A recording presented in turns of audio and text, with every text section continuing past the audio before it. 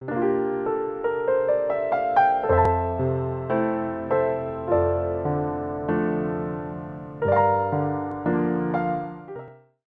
perkenalkan saya John Jackson Yang, SSC MSc PhD. Saya adalah dosen tetap di Fakultas Kedokteran Universitas Kristen Indonesia. Tujuan dari pembuatan video kali ini adalah sebagai syarat sertifikasi dosen.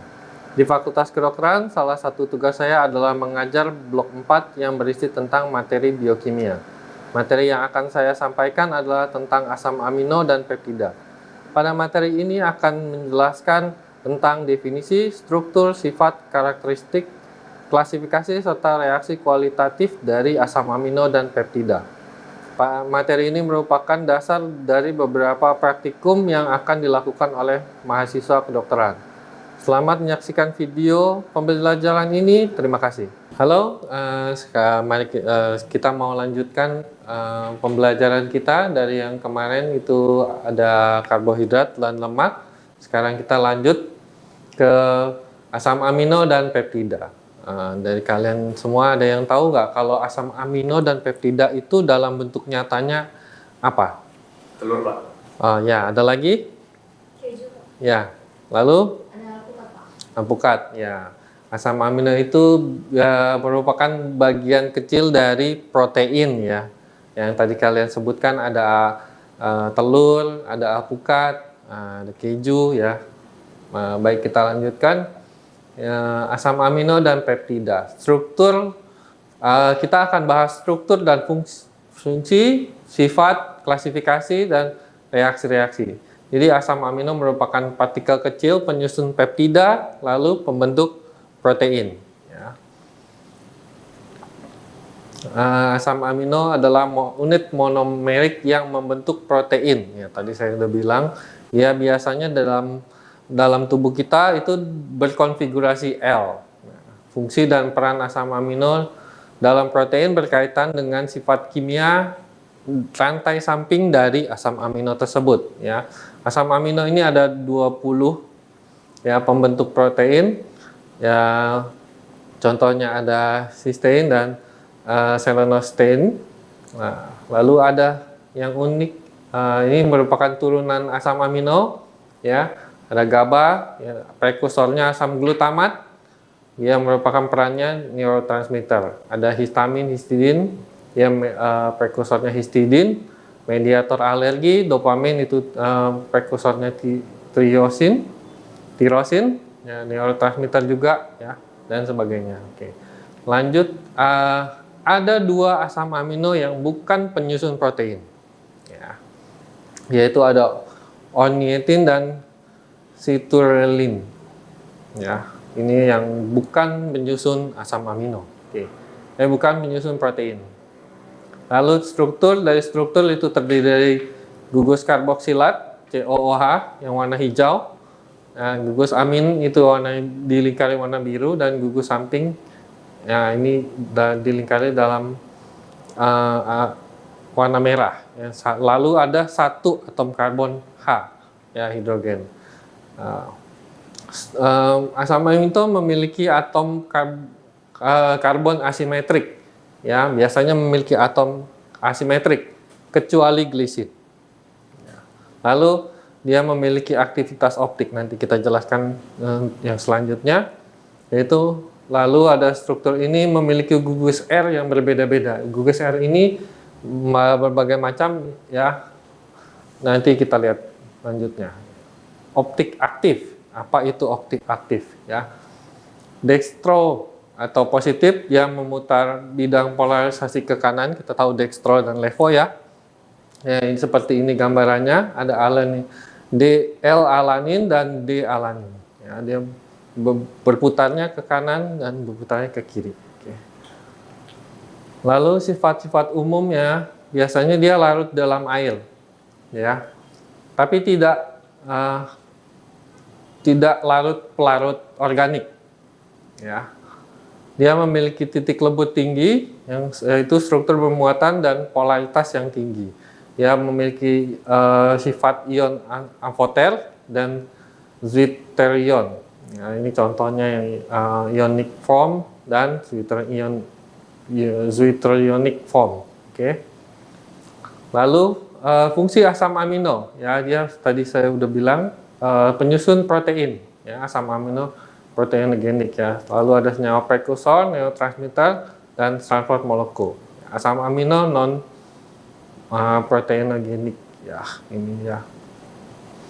Lalu ini gambaran umumnya ya komponen sebagai komponen dari peptida protein, lalu dia juga sebagai neurotransmitter dan prekursor ya, keto acid, bioionic, glukos ya, dan transport molekul. Oke. Lalu klasifikasinya berdasarkan struktur kimia itu ada alifatik, aromatik, dan heterosiklik. Ya. Berdasarkan gugus samping itu ada non-polar, polar, dan tidak bermuatan. Ya. Bermuatan negatif itu ada asam, bermuatan positif basa. Berdasarkan fungsinya esensial dan non-esensial. Oke. Asam amino dengan gugus R non-polar biasanya itu gugus R itu hidrokarbon atau hidrofobik. Lalu terdiri dari asam amino alifatik seperti alanin, valin, leusin, dan isoleusin.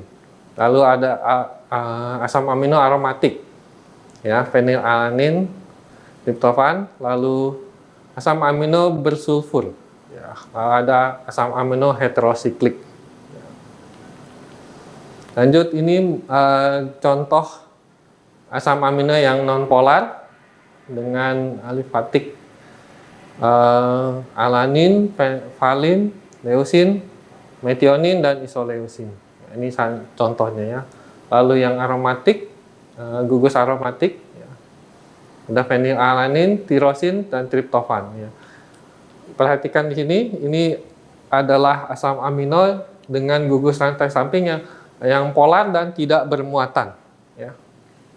Oke. Lalu asam amino dengan gugus R polar dan tidak bermuatan, yaitu bersifat hidrofilik. Ya. Dia bersifat hidrofilik, yang mengandung gugus yang dapat membentuk ikatan hidrogen dengan air.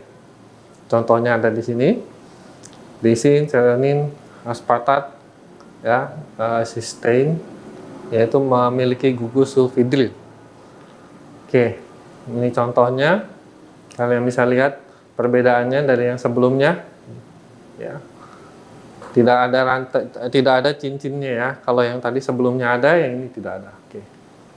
Lalu asam amino gugus R bermuatan negatif. Dia memiliki gugus samping berupa asam karboksilat, ya, terdiri dari aspartat dan glutamat.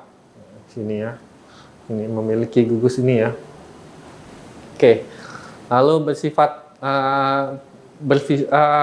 asam amino dengan gugus R bermuatan positif, ya biasanya bersifat basa seperti leusin, arginin, histidin. Ya ini contoh gambarnya seperti ini, ya bersifat positif ya. Oke, lalu ada asam amino esensial dan non esensial. Ya. Asam amino esensial ini contohnya, dan esensial ini contohnya. Oke. Lalu kita lanjut. Reaksi penting asam amino, ya reaksi gugus karboksil, ada reaksi gugus karboksil, ada reaksi gugus amina, lalu ada reaksi gugus samping atau gugus rantai samping R yang tadi. Oke. Yang pertama reaksi gugus karboksil, ya dia bereaksi jika dengan alkohol dia akan membentuk ester. Ya. Dengan gugus amino, asam amino lain itu membentuk ikatan peptida, ya, atau dua atau lebih ikatan peptida dengan Cu, kuprum, itu dalam suasana basah dia membentuk kompleks warna biru. Ya, ini nanti kita ada praktikum, bisa kita lihat reaksinya ketika dia bereaksi dengan reaksi Biuret. Ya, nanti kita bahas lagi untuk yang selanjutnya untuk di praktikum ya. Lalu gugus reaksi gugus karboksil juga ini dekarboksilasi. Jika dia mengalami dekarboksilasi, ya menghasilkan gugus amina, ya menghasilkan amin ini ya. Kompos, ya sini. Contohnya itu histidin dengan karbon dioksida, ya, dan sebagainya, gitu ya. histidin berdekarboksilasi menjadi histamin dan CO2 gitu ya. Dan selanjutnya. Oke. Lalu ada reaksi gugus amina. Reaksi dengan HNO3. Jika bereaksi dengan HNO3 dia akan melepaskan N2 dari dasar penentuan protein metode Kelgal. Jadi ini merupakan prinsip dasar dari penentuan protein berdasarkan metode Kelgal. Jadi di metode Kelgal itu proteinnya dibakar sampai habis, lalu yang dihitung akan jumlah ininya, nitrogen ini N2-nya ya. Lalu reaksi dengan nihidrin ya, menjadi amonia, CO2 atau aldehid ya. Lalu reaksi pembentukan karbanion Hb. Ya, nanti kita juga ada belajar transport oksigen, nanti akan kita lihat bagaimana dia bereaksi dengan hemoglobin. Ya, Hb itu hemoglobin. Oke. Lalu reaksi transaminasi. Ya, perpindahan gugus amino dari satu asam amino ke asam amino yang lain. Ya. Dia melepas gugus rantainya, lalu bereaksi dengan asam amino lain. Reaksi deaminasi oksidasi, yaitu pelepasan gugus amino dari suatu asam amino. Ya. Lalu ada reaksi gugus samping dari rantai sampingnya R ini. Ya, gugus hidroksilserin itu mengalami namanya fosforilasi. Ya. Ya, gugus SH pada sesama sistein dapat bereaksi membentuk sistin. Nah, nanti juga ini ada kita pelajarin di praktikum, kita uji perbedaan sistein dan sistin. Ya, okay. Lalu reaksi warna identifikasi asam amino. Ya, kalau ini reaksinya ada nihidrin, ya, mendeteksi adanya gugus asam alfa amino. Lalu yang tadi biuret, ikatan peptida, ya, dia warnanya biru, ya. Lalu santoproteat dan sebagainya. Ada tes Milan, nitroposida, tes Hopkins-Cole juga nanti kita akan coba di praktikum. Ya. Kita supaya bisa lebih jelas kelihatan warnanya, berbedanya, perubahan warnanya, nanti kita lanjut di praktikum. Oke. Lalu sebelum saya ke peptida, ada yang mau ditanyakan? Ya, silakan. Mungkin ini bertanya tentang hubungan asam amino sama neurotransmitter. Asam amino dengan neurotransmitter yang di awal tadi ya. Jadi asam amino itu dia bertugas berfungsi sebagai coba kita lihat tadi di depan ya. Oh, ini dia. Ya, ini asam amino GABA itu ya, dia menstimulan ya, menjadi menjalankan fungsi saraf neurotransmitter ya, dia sebagai fungsi itu, jadi dia menjalankan fungsi untuk menyampaikan impuls-impuls ya. Oke. Lalu ada pertanyaan lain? Ada? Pak, ya. tadi dijelaskan mengenai ion amfoter itu. Ion amfoter. Ion amfoter ya. Ion amfoter itu ini ya, dia bisa bersifat tadi ada di selanjutnya, saya coba lihat ya. Kalau ya, dia bisa bersifat negatif atau asam ya, atau bersifat bermuatan positif atau basa. Jadi dia bisa dua sifat. Ya, oke. Ada lagi yang mau ditanyakan? Kalau tidak ada, kita lanjut. Ya. Oke. Tadi kita udah bahas amino, sekarang asam amino, sekarang kita bahas peptida. Ya. Peptida itu ada oligopeptida. Ya, dia rantai panjang dari asam amino. Biasanya tersusun 2 sampai 10 asam amino. Ya. Lalu ada polipeptida tersusun sampai 50 residu asam amino. Ya. Contohnya ada insulin, glukagon. Ya. Lalu setelah itu dia akan menjadi protein. Yang tersusun dari lebih dari 100.000 asam amino, ya. Keratin, kolagen, albumin, globulin, ya, itu merupakan protein, ya, susunan dari asam amino. Ini polipeptida ini yang contohnya insulin, ya, dihasilkan oleh sel beta pankreas. Ciri-cirinya dia memiliki 2 rantai polipeptida, yaitu rantai A, ini ada 21 asam amino. Coba lihat di sebelah paling kanan. Lalu ada rantai B, 30 asam amino, ya, dihubungkan oleh 2 ikatan disulfida. Ya, yang ini, ya. Oke. Lalu ada 1 ikatan di salah satu rantainya ada salah satu ikatan sulfida yang di paling kanan yang kuning itu. Jadi seperti ini contohnya polipeptida insulin, kalian bisa lihat. Lalu ini tripeptida atau 3 residu asam amino, ya. Ya, ini merupakan ikatan peptida, ya. Dia berikatan antara gugus karbonil dengan gugus amin, ya. Jadi ikatan peptida. Inilah yang nanti didetek oleh yang tadi kita bilang biuret itu, ya, ikatan peptida. Ya, ada 1 pentapeptida, ini contohnya. Kalian bisa lihat di sini ada beberapa asam amino menyusun sebuah 1 pentapeptida. Oke. Lanjut, itu ada sifat-sifat peptida. Dapat membentuk ikatan peptida lalu ditentukan oleh gugus amin, gugus karboksil dan rantai samping dari asam amino penyusunnya. Ya, jadi dia tergantung berikatan dengan apa. Ya. Lalu tergantung dari asam amino penyusunnya, gitu, ya. Gugus NH2 dan gugus COH menentukan sifat dari asam atau basa, jadi yang bersifat amphoter itu, ya. Lalu memiliki titik isolistrik, ya, seperti asam amino, ya. Dia juga masih memiliki sifat asam amino, ya. Lalu uji kualitatif berupa reaksi dengan reaksi Biuret, ya.